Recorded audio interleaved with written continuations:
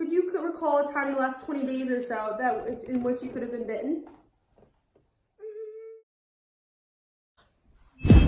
She notices a few bugs flying around and swats. Yes, actually. When I went bird watching, there was a lot of bugs around. Could that be it? Well, I think we found the culprit. Oh, what causes it? It's caused by Plasmodium fabricipium. These parasitic protozoans are carried by female mosquitoes. The whole action of the parasite is it remolds the red blood cells. This is probably how you most likely contracted the disease. You had mentioned some medicines, and I think that's the route I would like to go. Also, once I get it, am I immune? You're immune to that one strain, but unfortunately there are many strains of malaria, so I wouldn't count on that. What is the type I don't want? P. flaccerium is a strain of malaria with the most severity, but we can still attempt treatment. Malaria actually has 216 million cases each year and 450,000 deaths a year. So don't be worried. This disease has been around. Well, thanks, Doc. I'll go pick up my meds later.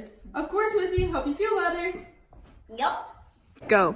I'm red blood cells. I'm liver. I'm Mosquito parasite. becomes infected by biting someone who has malaria and then biting someone else. That's a big mosquito. Now, You got the area. You got the malaria. Some call bacteria. It really a virus. Go ask your mom for some bug strains if you don't like it. This sucks. Laura, don't say that, miss, because people in third world countries aren't even fortunate enough to get treatment with the anti-malarials because of their poor government structure. Wow. I know, it's really upsetting. Some of the preventative methods that could have been used are things such as bug spray and nets, but sadly the third world countries can't afford them. That's so sad. I know, it's terrible. It's a completely preventable disease if we take the precautionary measures, but since they're so expensive, it'd be really hard to. Malaria tricks the immune system by avoiding detection. Malaria can change its proteins when exposed to high frequency inside the nucleus. Malaria hides inside the red blood cell and avoids detection from the immune system, so the system cannot create antibodies for defense. Thanks, doctor. Well, since your red blood cells are exploding, that's going to impact the level of oxygen within your bloodstream.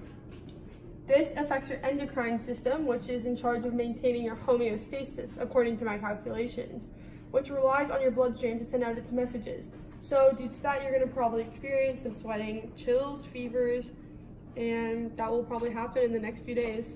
Thank you.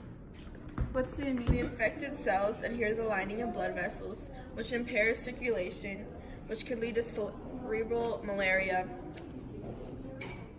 Toxins are released into the bloodstream from the infected red blood cell, which stimulates macrophages to produce cytokines, which causes fever. Okay, stop. So the parasite replicates within the red blood cell, and the parasite bursts within the red blood cell, which destroys the cell. This decreases the number of red blood cells overall.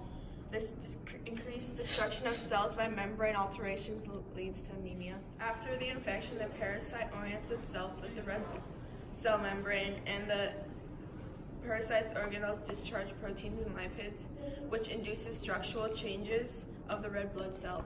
After the infection, the parasite travels through the bloodstream to the liver, where multiplication occurs, and then travels back into the bloodstream to affect the red blood cell.